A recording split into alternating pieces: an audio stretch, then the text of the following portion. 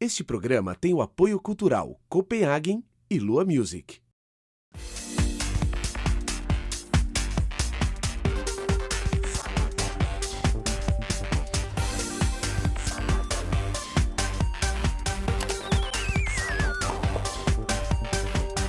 No Saladamente de hoje eu converso com a psicóloga e fundadora do Núcleo de Desenvolvimento Humano, Renascimento, minha xará, Maura Giovanese. Prazer em ter você aqui, Maura. Prazer é todo meu, Maura. É estranho chamar Maura, Maura, né? Principalmente que Maura não é um nome tão comum assim. Mas é legal, eu gosto do seu nome. Eu também. Eu acho assim um nome forte, impactante. Né? Então, eu sei que você realmente é uma mulher guerreira, uma mulher que tem muitas atividades.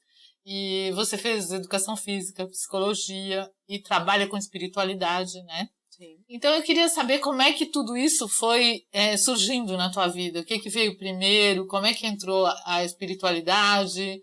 A coisa de trabalhar corpo, mente e espírito. O que entrou primeiro foi a espiritualidade, porque eu nasci num lar espírita. Então, cresci no meio espírita e falar de espírito e falar de gente era quase que a mesma coisa. Quando eu era pequena, tinha meus 4, 5 anos, eu já via os espíritos, já conversava com eles. Ah, é? É. Era natural e você trocava ideia com a tua mãe sobre o que você sentia? Eu lembro que a primeira vez eu falei assim, mãe, tem uma menina no meu quarto. E como que era essa menina? Eu falei assim, ela é assim assado. E o que você fez? Eu falei assim, eu vim correndo, vim aqui pro teu quarto. Eu falei assim, então volta lá e pergunta o que ela quer. Daí eu voltei lá, morrendo de medo. E o que você quer? Fiz a pergunta e saí correndo. Nossa!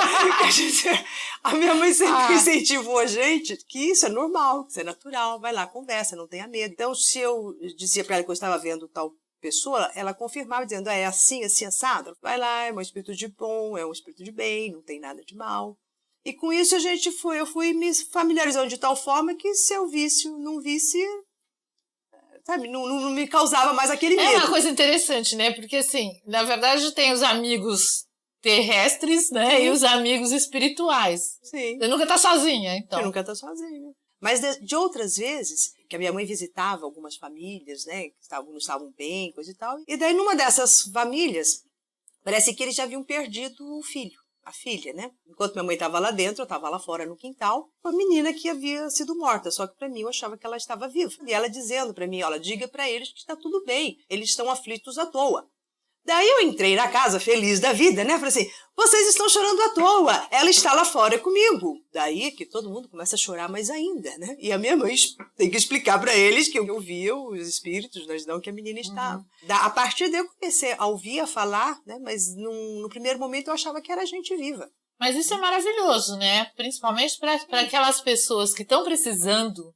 Porque imagina, você perde uma pessoa, você não tem noção que eu saiba que aquela pessoa se comunicou, que tá tudo certo e que aqui é uma coisa transitória, né?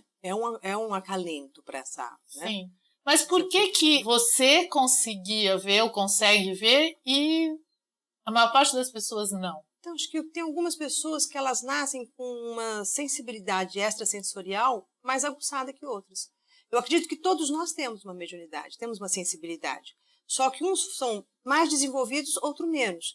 Como eu nasci num lar em que isso era normal, então ele não foi atrofiado. E quem são esses espíritos? Porque eu acredito que não sejam todos que têm o poder da comunicação. Assim como não são todas as pessoas aqui que se comunicam com lá, não é de lá todo mundo que consegue se comunicar com aqui. E qual a diferença entre os espíritos que podem se comunicar e os que não podem? Eu acho que eles se comunicam a partir do instante em que eles encontram um canal. Então, na hora que eles sentem que tem um canal que os ouve, eles passam a se comunicar. Uma vez que eu fui no enterro de um pai de uma amiga minha, ninguém ali sabia nada das coisas que eu fazia, né? O pai dela, né, estava em prantos, gritando, chorando, né? E ela também naquele desespero, eu falei assim, por isso que ela está nesse desespero, porque ele está nesse desespero. Ele, o pai morto. Você vendo tudo aquilo que ninguém via. Que ninguém via. Daí, de repente, ele olhou para mim e falou assim, você consegue me ouvir? E começou a brigar comigo que eu tinha que falar para ela um monte de coisa, né? E ele veio de uma forma Agressiva porque depois eu fiquei sabendo que era o jeitão dele mesmo, né? Daí eu falei, né? Daí o seu pai tá aqui, ele tá assim, assim, assado, falando isso pra mim, né? Falando que tá tudo bem, que ele tem que ir, mas que ele não quer te abandonar, mas que ele tem que ir. E daí ela começa a entrar em desespero e num choro também ali, né? E fica todo mundo olhando pra mim, falando assim, mas... O que ela tá falando? O que ela tá falando? Falei assim, que é isso, né? Essa mulher... Tá piorando. Tira essa mulher daí! Ela tá piorando a situação dela, né? Então, naquele caso, eu falei assim, qual a permissão que ele teve? Ele viu que tinha um canal. Agora, tem algo mais amplo, né? Que você fala assim, de alguns espíritos que eles vêm com o compromisso de fazer esse intercâmbio. Daí já extrapola um pouco a nossa compreensão, que já vai num outro plano. Mas tem um tempo, por exemplo, a pessoa faleceu, existe um tempo que ainda existe essa comunicação que está mais perto aqui, digamos, ou a qualquer tempo, faleceu há 20 anos, há 30 anos, existe alguma entidade que permite ou proíbe essa ligação? A hora que a pessoa acaba de falecer, ela ainda está muito próxima. Ela vê o corpo dela ali? Algumas vêm, algumas naquele momento elas não têm nem a condição de ver. E nem de saber que ela se foi. Nem de saber que ela se foi. Então, só depois de um tempo é que lhe será mostrado tudo o que se passou. Logo quando a pessoa desencarna, o corpo etérico, que guarda mais as memórias, ele ainda se mantém. Então, é fácil essa comunicação e é fácil uma pessoa ver. Agora, depois de um tempo, passou 20 anos, né, ele vai ter que ter uma permissão espiritual para poder vir. Existe essa coisa de ajuda, porque muitas pessoas pedem ajuda para parentes que se foram, sim, e recente ou mesmo de muito tempo. Existe isso de ajudar, essa comunicação, digamos, não explícita, né? É muito interessante isso que você está perguntando, porque as pessoas, quando falecem, né, algum ente querido, elas ficam naquela agonia para saber se a pessoa está bem, o que eu posso fazer, como é que eu posso ajudar. Que a ajuda que elas podem fazer é emitindo sentimentos de amor, de gratidão pelo vivido, todo o rancor, toda a angústia, toda aquela dor da perda, isso atrapalha. A maneira de ajudar é nós emitirmos para quem partiu energia de confiança, sentimento de força, de amor. Existe também isso para quem está aqui, passa essa energia, né? Porque somos tudo energia, sim, né? Somos todos energia. Tanto energia daqui, dos que estão vivos, sim, como os que já foram. Sim. Mas existe, depois de um tempo, essa pessoa que desencarnou ajudar quem está encarnado? Com certeza. E dependendo de como o grau de evolução e a condição desse espírito, ele pode retornar e começar a ajudar os seus familiares, que é comum também as pessoas falarem, meu avô, eu sinto a presença do meu avô, quando eu sinto, a minha vida começa a melhorar. Às vezes ele pode ter essa condição espiritual, mas não ter a permissão de vir à Terra para ajudar. Nós morremos exatamente no dia certo? Eu acredito que a gente tem o dia certo de partida. Não tem uma coisa de negociar, por exemplo. Algumas pessoas já me confidenciaram, por exemplo, Guilherme Arantes contou que ele teve um acidente que estava ficando paraplégico, acho que com 10, 12 anos, que ele negociou com Deus a voltar a andar, né? Uhum. E aí que iria divulgar o milagre que ele conseguiu e tudo mais. Então, sei lá, existe isso? Existe o que a gente chama de moratória, né? Que é, você tem uma data fixa, mas daí dependendo do que você faz em vida, se você tem créditos, né, de benevolência, pode ser dado para você um tanto de anos. Porque, né, você ficaria, né? Se existe uma força maior, alguma coisa importante que você vai fazer, é isso? Ou mesmo, não só se é algo importante que você vai fazer para o outro, mas mesmo importante para si. E quando isso é dado, o espírito sabe, a pessoa sabe. E ela passa a ter uma responsabilidade maior com a vida e com o tempo. Porque a gente meio que às vezes não valoriza o tempo e a vida. A gente vai levando assim, ó. A gente valoriza pouco cada coisa, né? Cada dia, que eu acho, hoje eu já penso que cada dia tem que ser vivido o máximo que você pode, sim, em todos os sentidos. Verdade. Né? E por que viemos? Eu acredito que nós nascemos para aprender a amar. Acho que todo ser humano é um aprendiz do amor. E todo sofrimento é a falta de amor. Porque quando acontece algo, eu pergunto assim, o que o amor faria nessa situação? Daí eu obtenho uma resposta muito diferente daquela que eu naturalmente teria. Então, acho que nós somos espíritos em evolução, que estamos aprendendo a amar e a ter uma consciência da totalidade, que nós temos uma consciência ainda muito parcial, meu, teu, eu e você, e não criamos o nós. Todos os nossos atos são de responsabilidade universal, digamos assim. Não há separatividade dentro do mundo espiritual. Existe destino? Eu compreendo da seguinte maneira: destino é onde eu quero chegar. Como você fará essa trajetória é a própria vida baseada nas suas próprias escolhas. Mas eu acho que o destino da humanidade, né, se for pensar em humanidade, seria nós adentrarmos a unicidade. Na verdade, eu não sei se é mais ou menos o que você está querendo dizer, mas quando eu penso em fazer alguma coisa para mim, aquilo tem que servir para mim e para a coletividade. Porque se for só para você, você desapartou-se. E unicidade para mim é o divino. Então, a hora que eu faço algo, eu tenho que falar, é bom para mim, é bom para o outro, é bom para o universo. Então, é bom de ser feito. Então, está dentro de uma lei cósmica do amor.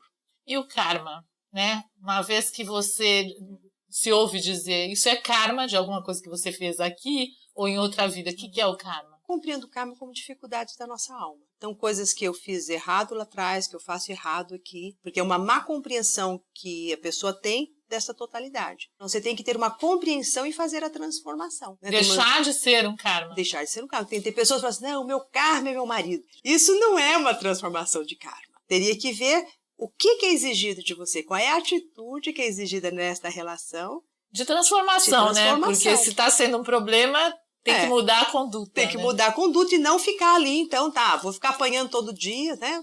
Não adianta.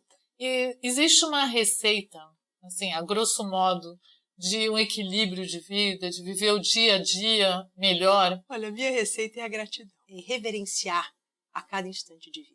A gente sofre porque a gente fica na falta e no pensamento de escassez. A gente não ter tudo o que queremos, mas nós temos tudo o que necessitamos. Quando a gente reconhece isso, a gente entra num sentimento de gratidão. Então, o ser humano ele sofre porque ele sofre por desejos, a ilusão de ter. E passa a não se encontrar muito com o seu próprio ser. Tem um monte de momentos difíceis. É olhar para aquele momento e falar assim, para que eu estou atraindo essa experiência? É sempre para o bem, né? Sempre para o bem. Não existe nada no universo que seja para o nosso mal nem para nos fazer sofrer. O sofrimento nos impulsiona a nos mover. Né? Com certeza. Quando você está sofrendo, você fala, bom, não tem jeito. Né? Daí, neste momento que você fala, eu vou, você faz uma mudança. Agora, às vezes, a gente sofre só por sofrer e só se lamuriar.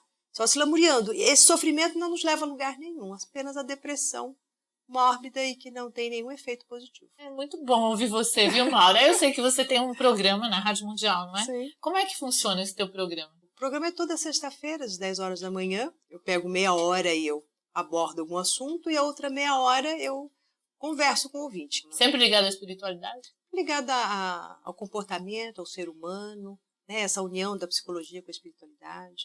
E faz as perguntas, né, mais variadas sobre elas mesmas, em questões de relacionamentos, de trabalho, de angústia, de depressão, de fobias, né, de mães sem saber como lidar com os filhos. Uhum. Então é como se fosse um aconselhamento que eu faço pela rádio. Né? É de extrema importância, né? Porque às vezes a pessoa não tem para quem, ou as pessoas não têm o mesmo discernimento para explicar com, né, uma pessoa como você, que estudou para isso.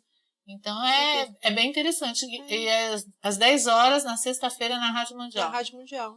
Me traz muita satisfação fazer esse programa. Eu vou lá com muita alegria. Agora, essa troca também que você faz no seu núcleo, né, de desenvolvimento humano, que é o Renascimento. Sim. Como é que funciona lá? Tem muita coisa que acontece. As pessoas vão na terça-feira, que é o nosso projeto Consciência da Palestras, e tem todo um conceito de trazer a consciência de si mesmo vinculada a uma consciência espiritual. Então, tudo que a gente realiza no Renascimento tem como objetivo trazer essa consciência para as pessoas. Então, temos lá a Escola Renascimento, são 2 anos e meio, onde a pessoa vai aprender todas as leis espirituais, de que maneira ela infringe sobre si mesmo. E ele vai desde conhecer os seus chakras, os seus corpos de energia, qual é a relação deles com o seu emocional, aprender a lidar com as suas emoções, a transformar a ira numa ação construtiva. Mas é um curso de conhecimento bem profundo, total, né? Sim. De entrega mesmo. De entrega mesmo. De busca. Depois que termina o curso, para você que acompanha aqui, né? A pessoa quando entrou e quando terminou, o que você sente? A gente vê uma transformação nessa pessoa muito grande. Ela se autorresponsabiliza-se por toda a sua vida, então ela se torna mais forte. E o mais importante, ela aprende que felicidade é possível. e que você pode ser feliz apesar de. Nossa, muito interessante, né? Deve ser muito bom esse curso, gente. Vou É dar uma olhada. gostoso, é muito gostoso. E é rico, né? Eu ouvi dizer que você costuma, em alguns casos, fazer uma terapia externa, acompanhar a pessoa no dia a dia dela ou naquele ponto que está pegando. Em vez dela trazer em consultório para conversar com você, você acompanha para ver. Como é que é isso? Como é que você viu que isso poderia ser uma boa ideia? E eu percebia que essa pessoa, ela me dizia coisas que toda a expressão corporal dela me dizia totalmente outra coisa. Eu não estou entendendo direito, né? O que é que você está querendo dizer? Como é que é? Posso ir com você no shopping, né? Porque ela tinha uma compulsão a compras. E acompanhando, ela via algo, o coração dela batia, acelerava. Ela olhava para aquela bolsa e era como se a bolsa a chamasse e ela precisasse daquela bolsa. E ela, eu só não vou comprar porque você está aqui comigo. Não pode ir lá comprar. Mas toda uma reação fisiológica e emocional que ela tinha diante de um objeto. E daí, naquele momento, eu falava, o que além deste objeto? E essa emoção toda, o que está por detrás? E daí, naquele momento, ela via o afeto que ela não tinha da mãe. Então, ir em loco, em alguns casos, é quando a pessoa não consegue acessar a ela mesma. E o fato de ter consciência, né, do que está levando aquilo já é um caminho andado para a cura. Né? Quer ver? A cada compra que ela tinha, ela falou, puxa, eu não vou comprar porque eu não vou obter o carinho da minha mãe com essa bolsa ou com esse objeto. Então, de que maneira você vai trabalhar a falta de uma carência afetiva dentro de si? Agora, outro tipo de terapia que eu acho bem interessante que você faz é terapia de vidas passadas. Eu sou muito cautelosa para realizar essas terapias de vidas passadas, né? Eu gosto de fazer dentro de um contexto terapêutico e quando o que a pessoa apresenta aqui, eu percebo que tem alguma ligação com alguma outra existência, porque nessa existência não teria tantas explicações. E como é que vem a consciência das vidas que a pessoa teve? Então, às vezes as pessoas chegam para mim e falam assim, né? Ai, você vai me hipnotizar, né? Eu não vou lembrar de nada, né? Eu falei, tá, você não lembra de nada, depois você vai ter que acreditar no que eu falo. Mas nós precisamos da sua consciência. Então, querendo ou não, as memórias estão em nós. Então, você diz assim, eu não me lembro de quem eu fui. Você pode não se lembrar conscientemente, mas você traz sensações, sentimentos, percepções que você não sabe nem de onde vem, são as memórias que estão em nós. E se somam, por exemplo, você teve aprendizado, você aprendeu idiomas, você aprendeu, sei lá, tudo que você viveu e aprendeu, vai se somando? Vai se somando. Então, tem pessoas que têm uma facilidade com idiomas, então elas trazem essa memória muito recente de ter vivido em determinados locais falando aquela língua. Quantas coisas você às vezes fala, poxa, como é que eu sei isso? Então, para acessar essas memórias num processo de regressão a vidas passadas, é só você ver em que momento, qual é a queixa atual, porque ela tem uma emoção e está no corpo, ela sente algo no corpo. Daí é só falar em que momento, qual foi a primeira vez que você sentiu uma raiva com um buraco no estômago. A pessoa traz a imagem. E é ela mesmo que descobre as encarnações, não é você que vê. Você é só o instrumento de condução. Porque eu ver não vai trazer a transformação. Por mais que eu tenha a facilidade de ver. E você vê? Eu vejo, mas eu não posso dizer que vejo, é torturante. Entendeu? Porque se eu falar que eu estou vendo, eu bloqueio a própria pessoa. Mas é interessante, né? Essa técnica de terapia via vidas passadas. É interessante. Ela é como se tirasse o óculos de sol. Esses cursos você tem lá ou não? Esse de regressão, não. A gente tem os terapeutas, né, que aplicam. Mas temos todo esse curso, tem um curso de formação para terapeutas. Dentro desse curso, a gente ensina algumas coisas legais da regressão de vidas passadas.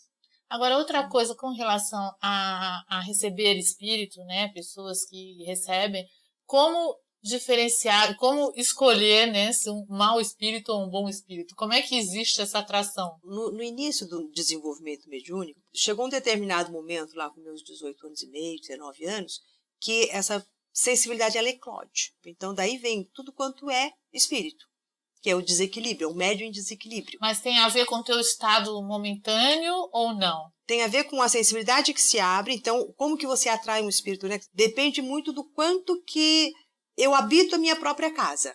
Então, na hora que você aprende a dominar, você mesmo escolhe. E daí você seleciona, daí você é dono de si. Então, no processo de desenvolvimento entra qualquer um. Faz parte até do próprio processo de desenvolvimento dessa mediunidade. Né? E daí, esses espíritos que a gente diria de maus, eles até fazem um bem. Agora, a atração, né? Acho que não é só o próprio espírito da pessoa que está atraindo, mas o que ela veio fazer, qual é a intencionalidade, de que maneira ela vai usar isso tudo. É aí que ela começa a atrair espíritos bons ou ruins. E como é que existe isso dos maus poderem entrar no corpo de alguém, né? Eles têm essa liberdade ou essa permissão. É como você está aqui nessa casa, ela está com a porta tudo aberta, alguém entrou. Então, todo médium tem que ter uma vigilância e uma disciplina muito grande para estar firmemente no próprio corpo e na própria vida. Mediunidade e loucura caminham de mãos dadas. É uma linha muito tênue. A pessoa tem que estar muito centrada em si. Muito interessante. Agora eu queria falar desse teu livro, Espiritualidade e Você. Como é que foi a ideia desse livro e o que contém que ainda não li? Então, ele fala bem do caminho do desenvolvimento humano. E eu faço nesse livro uma relação com os pecados capitais, os 10 mandamentos e o nosso ego. Então, quando a gente fala o pecado da gula, você vai dizer, mas eu não sou gulosa, né? Não se refere apenas à comida, mas a este momento em que nós vivemos de um consumismo absurdo. E vou nesta gula desenfreada em ter, e me afasto do ser. E que mostra, eu falo um pouquinho aí das redes, né, e das teias de energia. Dá para conhecer um pouco mais de você aqui, não? Dá para conhecer as minhas ideias. A espiritualidade de vocês, Naura Albanese. Bom, e eu soube também que você está aí trabalhando num livro que vai ser lançado no ano que vem. Sim. E que esse é psicografado. Então, dá para falar um pouquinho dele? Ele é a história de um espírito. Ele me contou a história dele já faz 1 ano e pouco. E existe uma cobrança interna, né? E o que você achou dessa história? Então, essa história toda, ele traz um processo de desenvolvimento nosso.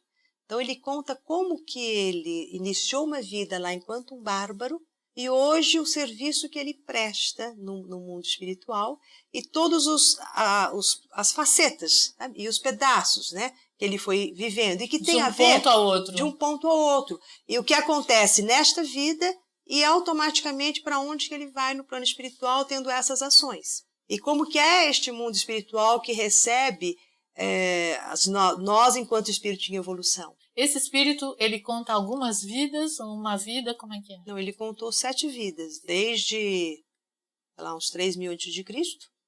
até há 300 anos atrás. E em cada vida se nota o aperfeiçoamento do espírito, da pessoa? Então, sim, se nota um aperfeiçoamento e algumas vezes uma queda. Um retrocesso. Um retrocesso, que ele até explica de que maneira que ele cai. E daí o quanto que isso é duro para o espírito cair desse patamar. Normalmente cai por quê? Por falta de consciência? Né? Numa das vidas ele veio para aprender a obedecer e a respeitar as pessoas. A última coisa que ele fez foi obedecer. Ele se fez foi ser obedecido. Entendeu? Então fez um monte de tramóia para poder ele estar no poder e no controle. Quando ele faz esse planejamento é porque ele já estava com essa pequena consciência. É aqui na Terra que a gente vai testar o que a gente realmente sabe fazer. É tudo muito pertinente, muito interessante. Eu fico muito feliz da gente estar fazendo esse programa para um dia tão especial quanto o dia de Natal, né? E para mim é um presente, espero que para você também, né? Que você esteja gostando disso. Eu queria saber o que é Natal para você. Natal, ele é um momento de confraternização com a família e consigo mesmo, de você resgatar a sua própria história, a sua origem. É o nascimento desses seres que compõem a minha história, que estão próximos de mim. Pode ser a família, pode ser um amigo. Quer dizer, quais são os laços de amor que nos une? Você traz uma força crística dentro de si. Quando eu falo força crística eu posso ser melhor. Quer dizer, é o momento que a gente fala, poxa, isso não é importante. O que é importante? O importante é resgatar a nossa essência de amor. Bom, e agora, passando o Natal, a gente caminha para um ano novo, né? O que é o ano novo? Essa passagem do dia 31 de dezembro para o dia 1º de janeiro é apenas um dia após o outro. Isso tem um significado muito maior, alguma coisa que a gente deve se colocar como que um significado na sua vida, né? Como é que você vê isso? São ritmos, né? Finalizou um ciclo de um ano. Por isso que a gente fala, nossa, com planejamentos, com metas, vem essa vontade de a gente pensar o que eu vou fazer, de reestruturar. Então, o ano, eles são pequenos ciclos de finalizações que foram ao longo deste ano. E de que maneira você vai reiniciar? Eu acho que traz uma força cósmica de início. E o que as pessoas podem fazer para ter um ano novo, cheio de felicidade, de boas coisas, de boa energia, né? De sucesso. O planejamento bom, né, é aquele que você não planeja só para o ano, mas que você tenha de antemão um planejamento de vida. Daí você começa a planejar o ano de 2014 em cima de um planejamento maior lá em cima. Aonde você quer chegar? O que traz felicidade é nós sabemos que eu tenho um ideal e que eu estou alinhada ao meu ideal com a minha ação hoje. E daí eu começo a ter um ano feliz, não porque eu estou esperando que aquilo aconteça, mas porque eu estou no caminho que me levará àquilo. Existe alguma simpatia, alguma coisa em especial que você particularmente tem ou faça para cada virada de ano? Eu, a cada final de ano, eu recolho a minha retrospectiva diária. Você faz isso diariamente? Eu faço. Não que é um diário dizendo, né, mas sim, quais foram os meus sentimentos do dia, o que eu produzi, eu estou finalizando o meu dia com que tipo de sentimento. E daí, quando chega perto, né, do final do ano, eu começo a olhar de trás para frente e vejo as repetições. E o que mais me chama atenção neste ano? E o que é que eu consegui mudar e o que é que eu preciso levar para o ano que vem? Muito importante essa organização mesmo, né? Uma organização de vida, né? Então, a minha simpatia não é bem uma simpatia, é um trabalho interno bem interessante. Quer dizer, o milagre não é um milagre, é você vigiar mesmo, orar e vigiar. Né? Olha, eu estou super feliz de estar com você nessa data, de estar junto com você para desejar um feliz ano novo maravilhoso para você que está do outro lado. Faz isso, faz uma organização do que foi que você fez, já que você não fez como a Maura, né, todos os dias ali, mas dá uma pensada no que fez de bom, no que fez de não tão bom, né? Planeja um ano legal, com boas ações para você e para todo mundo. E muitas felicidades para o ano que vem. Agora eu queria que você falasse também, para quem está nos ouvindo, o que você deseja para as pessoas e o seu recado. A melhor coisa que a gente tem para fazer é quando a gente escuta o nosso coração. E quando você diz assim, o que é importante, o que é relevante. E sempre fazer aquela pergunta, o que o amor faria nessa situação? E comece o ano com o propósito de se amar e amar ao outro e aceitar a vida como ela for se apresentar para você. A sua frustração cai, a sua felicidade aumenta. E ser feliz com o que tenho é a maior alegria e riqueza do ser humano. Muito bem, parabéns, viu? Parabéns pelo ser humano que você é. Agora tem um presente da Copenhagen. É um presente para você, mas não deixa de ser uma propaganda para você entrar no site copenhagen.com.br, dar uma olhada lá em todos os chocolates, milhares de chocolates deliciosos. Corre para uma loja, dá de presente para as pessoas que você gosta, não é? Isso, né? Olha, esse aqui todo é seu. Agora eu tô ganhando, maravilha! Muito obrigada, eu que agradeço de estar aqui com você. Obrigada, viu? É um prazer muito grande, uma riqueza este momento, essa troca gostosa de estar com você e com todo o seu telespectador. Muito gratificante para mim, um ano maravilhoso para você. Para todos nós. Aqui com a gente. Beijão, viu, Maura? Obrigada. Beijão para você. Este programa tem o apoio cultural Copenhagen e Lua Music.